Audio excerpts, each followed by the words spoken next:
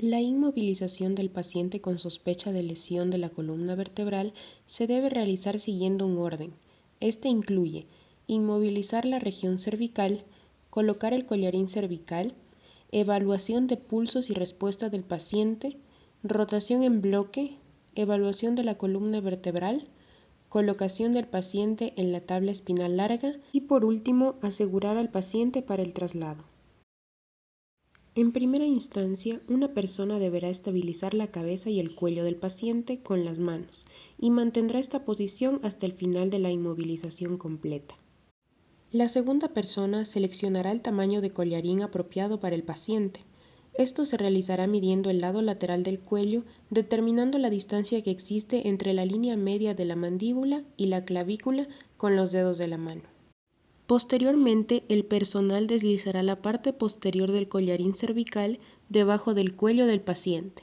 Luego, se deberá alinear la parte anterior con la barbilla del paciente. Una vez listo, se asegurará el collarín utilizando la correa. Luego se debe evaluar las vías respiratorias para comprobar que no estén obstruidas por el ajuste del collarín. Si el paciente presenta dificultad para respirar o manifiesta incomodidad, se debe reajustar el collarín. Es importante mencionar que el collarín no debe hiperextender el cuello. Si esto está ocurriendo, significa que el tamaño del collarín es demasiado grande para el paciente. El siguiente paso es rotar al paciente. Para esto se deberá realizar una rotación en bloque, evitando la rotación segmentaria del paciente. En esta posición lateral se evaluará de manera rápida si existe alguna deformidad o lesión de la columna vertebral. Posteriormente se colocará la tabla espinal bajo el paciente y se rotará al paciente sobre el mismo.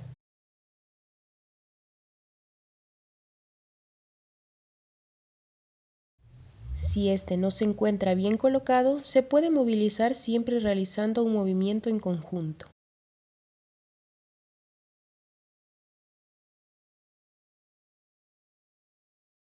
En este punto se asegurará al paciente utilizando las correas.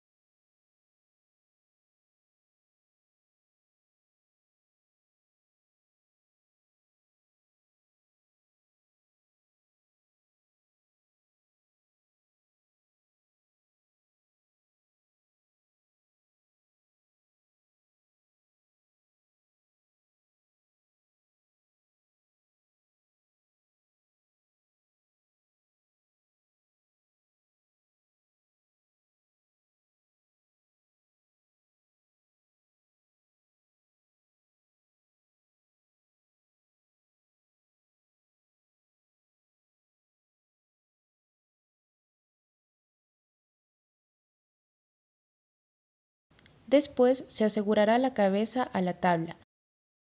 Para esto se debe colocar las almohadillas a los laterales de la cabeza del paciente, uniendo ambas con una correa.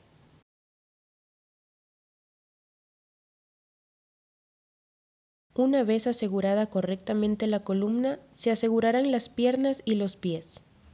Finalmente se comprueba que existan adecuada perfusión y respuesta de las extremidades de la paciente.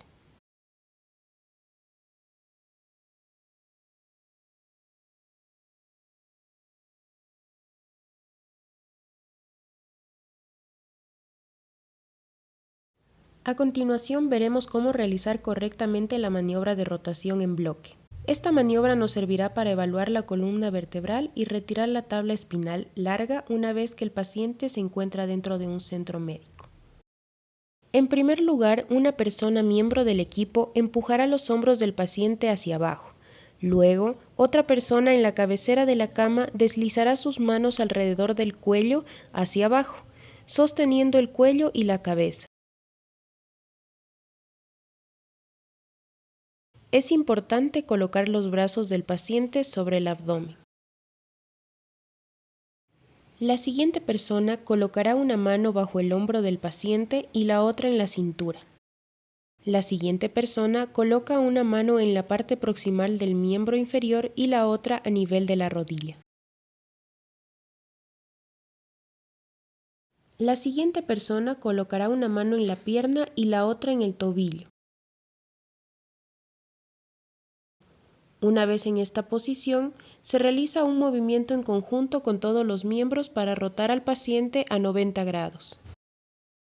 En esta posición se podrá comprobar si el paciente está alineado. Si no lo está, se puede pedir pequeños ajustes. Luego se evaluará todas las áreas de la columna vertebral, así como áreas de presión, y nuevamente en conjunto se devuelve a la posición original.